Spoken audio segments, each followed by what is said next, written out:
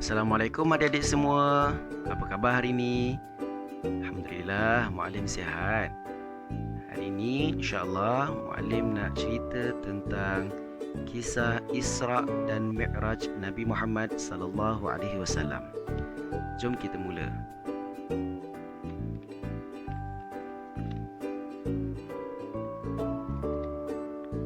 Okey, unit 3, Isra Mi'raj. Isra bererti perjalanan Nabi Muhammad sallallahu alaihi wasallam dari Masjidil Haram ke Masjidil Aqsa di Baitul Maqdis, Palestin. Mi'raj pula bermaksud perjalanan Nabi Muhammad sallallahu alaihi wasallam dari Masjidil Aqsa ke Sidratul Muntaha. Adik-adik, sebelum ni Muallim dah cerita tentang bagaimana Nabi Muhammad sallallahu alaihi wasallam berhijrah ke negeri Taif kan, yang mana Nabi Muhammad sallallahu alaihi wasallam dibaling batu, dihina, dicaci, diludah dan sebagainya kan. Jadi hari ini kita belajar tentang Isra dan Mi'raj. Jadi Allah Subhanahu Wa Taala bagi hadiah ataupun mengembirakan hati Nabi Muhammad sallallahu alaihi wasallam dengan Allah Subhanahu Wa Taala membawa Nabi Isra dan Mi'raj. Jadi Isra ini perjalanan Nabi dari Masjidil Haram, okay, dekat kota Mekah sana tu, Masjidil Haram, pergi ke Palestin di Baitul Maqdis. Perjalanan dia daripada kota Mekah ke Palestin. Okay. Kemudian Mi'raj ini daripada Palestin ini, daripada Masjid Aqsa, terus pergi naik ke langit yang ketujuh, bertemu dengan Allah Subhanahu Wa Taala. Jadi cerita tentang Isra dan Mi'raj ini, Allah Subhanahu Wa Taala nak mengembirakan hati Nabi selepas daripada kaum Taif.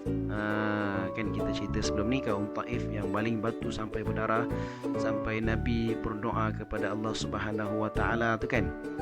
Nabi mengadu kepada Allah Subhanahu Wa Taala, aku sangat lemah dan sebagainya tu kan. Muallim pernah tulis di papan hitam doa tersebut, sehingga kan malaikat bagi tahu kepada Nabi Muhammad sallallahu alaihi wasallam, wahai Rasulullah, nak tak aku timpakan batu ataupun terbalikkan bumi ini, menghempap kepada kaum Taif ini. Apa jawapan Nabi? Jawapan Nabi kata tak perlu. Sebab apa? Sebab mereka ini adalah golongan-golongan yang tidak mengetahui. Innahum la ya'lamun. Jadi sifat pengasih ataupun penyayangnya Nabi Muhammad sallallahu alaihi wasallam, walaupun beliau ditimpa kesusahan yang sangat dahsyat, tapi dia tetap juga menyayangi ataupun mengasihi kaumnya. Okay, jadi dalam Al-Quran ada sebut cerita tentang Isra dan Mi'raj. Allah Subhanahu Wa Taala sebutkan dalam surah Al-Isra ayat yang pertama, A'udzu billahi minasy syaithanir rajim. Subhanalladzi asra bi'abdihi lailan minal masjidil harami ilal masjidil aqsa. من المسجد الحرام إلى المسجد الأقصى الذي باركنا حوله لنريه من آياتنا إنه هو السميع البصير. Maha suci Allah yang telah menjalankan hamba-Nya Muhammad pada malam hari dari Masjidil Haram di Mekah ke Masjidil Aqsa di Palestin, yang kami berkati sekelilingnya untuk memperlihatkan kepadanya tanda-tanda kekuasaan dan kebesaran kami. Sesungguhnya Allah Subhanahu Wa Taala jualah yang maha mendengar lagi maha mengetahui.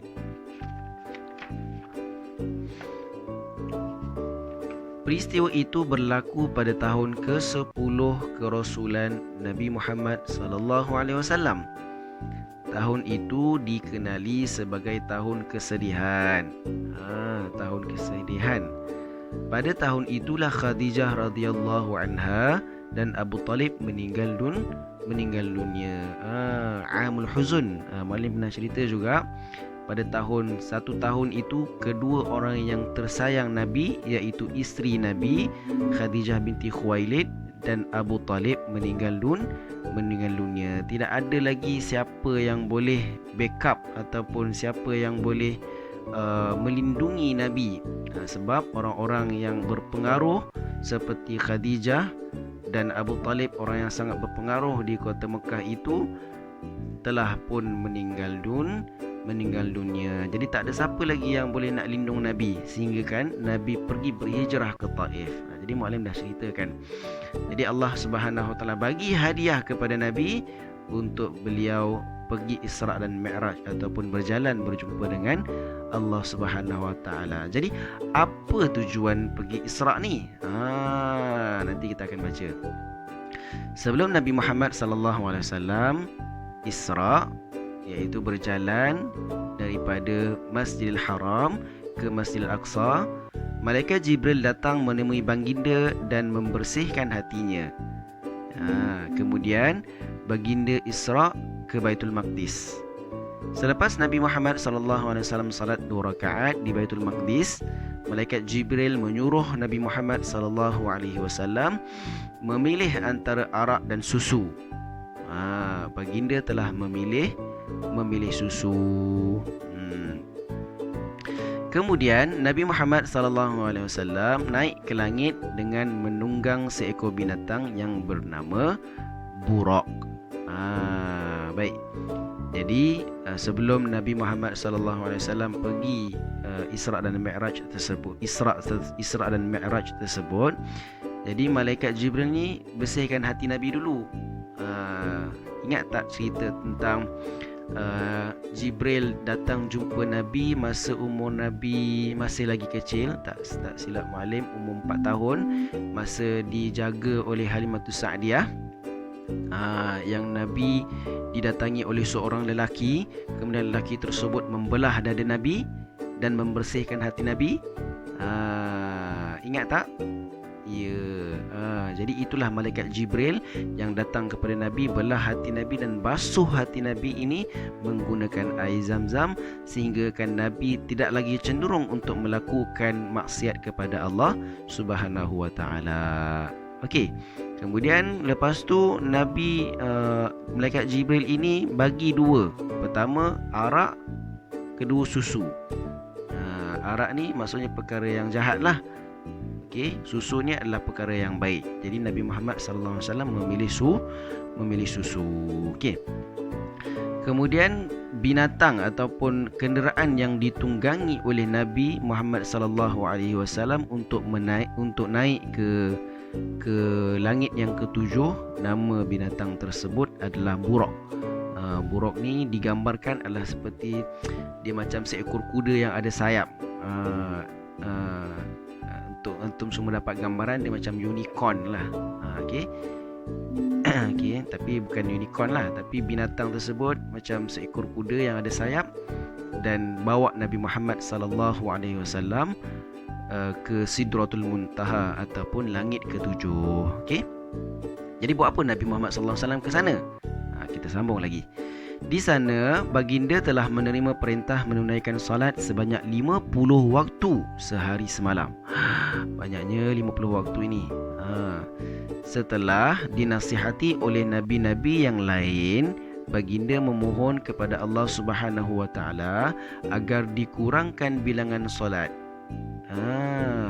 Allah Subhanahu Wa Taala memperkenankan permintaan Nabi Muhammad sallallahu alaihi wasallam. Jadi bilangan solat telah dikurangkan menjadi 5 waktu sehari semalam. Cuba antum bayangkan kalau Nabi Muhammad sallallahu alaihi wasallam ini tidak minta kepada Allah Subhanahu Wa Taala untuk kurangkan bilangan solat, jadi kita akan solat 50 waktu sehari semalam. Banyak kan? Sebab itu dia jumpa dengan Nabi di lapisan-lapisan langit tu. Nabi-Nabi bagi tahu kepada Nabi Muhammad sallallahu alaihi wasallam, sesungguhnya kaum kamu ini tidak mampu melakukan 50 50 waktu sehari semalam. Jadi pergi minta kurang. Jadi Nabi Muhammad sallallahu alaihi wasallam pun dengar apa yang dikatakan oleh Nabi-Nabi yang berada di lapisan-lapisan langit itu, dan Nabi Muhammad sallallahu alaihi wasallam pun meminta untuk dikurangkan sehinggalah menjadi 5 waktu sehari semalam. Jadi jelas ataupun kita dah tahu dah tujuan Nabi Muhammad sallallahu alaihi wasallam naik ke Isra' dan Mi'raj tersebut adalah untuk menerima perintah salat. Jadi sampai hari ini kita diwajibkan untuk menunaikan 5 waktu sehari semalam. Antaranya apa? Subuh 2 rakaat, Zuhur 4 rakaat, Asar 4 rakaat, Maghrib 3 rakaat dan Isyak 4 rakaat. Okey. Setelah kembali ke Mekah, Nabi Muhammad sallallahu alaihi wasallam menceritakan peristiwa itu kepada sahabatnya Abu Bakar radhiyallahu anhu. Abu Bakar radhiyallahu anhu mempercayai dan membenarkan kata-kata Rasulullah sallallahu alaihi wasallam. Oleh sebab itulah beliau digelar As-Siddiq, yang bermaksud orang yang membenarkan. Hebat kan adik-adik? Cuba kalau kita jadi tempat Abu Bakar As-Siddiq, orang cerita kepada kita, kita naik dalam satu malam itu, kita berjalan berpuluh-puluh kilometer daripada kota Mekah ke Palestin itu, jaraknya berpuluh-puluh kilometer. Kemudian kita naik ke langit, lapisan 7 langit. Kemudian kita terima perintah solat. Kalau kita jadi ataupun kalau kita berada di tempat Abu Bakar ini, belum tentu kita mempercayai apa yang Nabi Muhammad sallallahu alaihi wasallam sebut.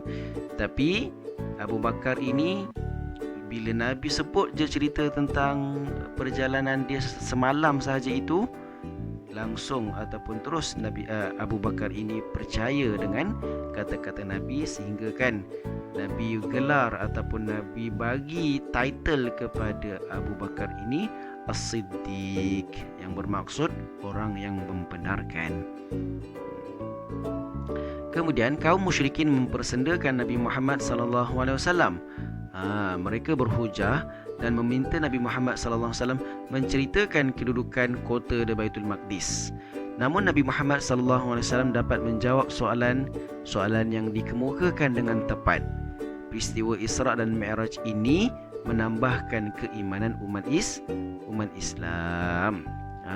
Jadi kaum Quraisy ataupun kafir Quraisy ni tak percayalah, kan? Macam mana mungkin Nabi ataupun seorang yang boleh berjalan daripada kota Mekah ke Baitul Maqdis itu dalam satu malam, kan? Jadi diorang tanya, contohnya berapa tiang Masjidil Aqsa, kan?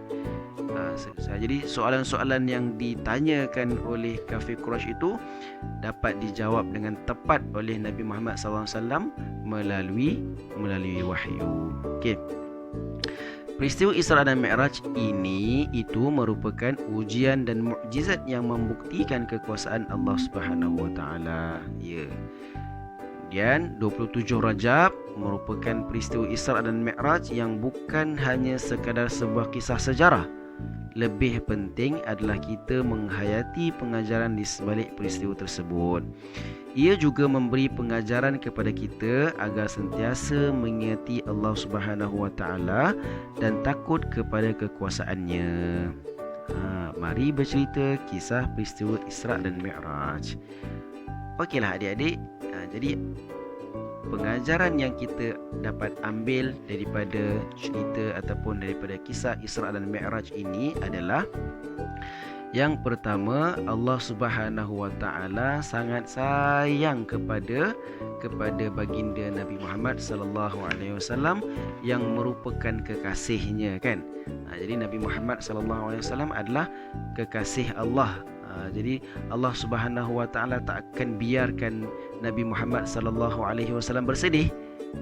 Jadi Allah Subhanahu Wa Taala menggembirakan hati Nabi dengan membawa Nabi pergi Isra' dan Mi'raj. Yang kedua, pengajaran yang kedua adalah kita mesti ikut ataupun kena dengar perintah daripada ataupun ajaran Nabi Muhammad sallallahu alaihi wasallam.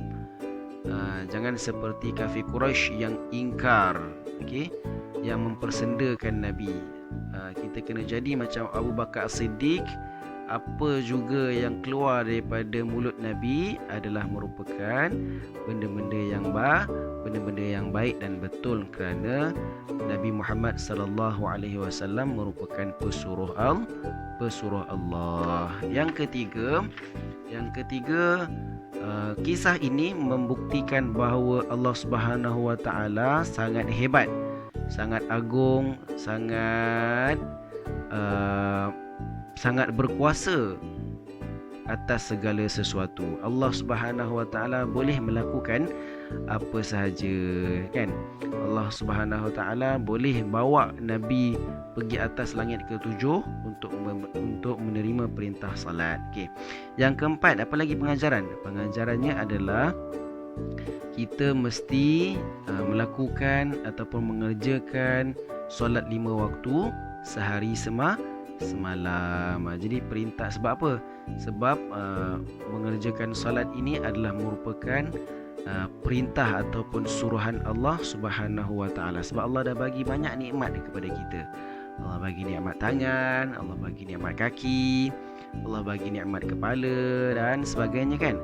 Jadi antara ucapan terima kasih kita kepada Allah Subhanahu wa taala, kita ikut perintah Allah Subhanahu wa taala, antaranya dengan mengerjakan solat 5 waktu sehari dan semalam. Okey. Itu sahaja untuk cerita tentang Isra dan Mi'raj.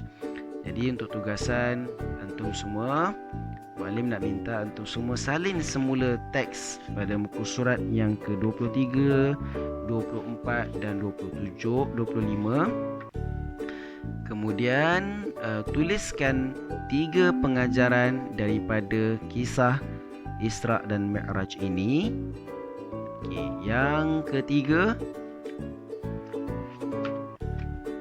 Okey, yang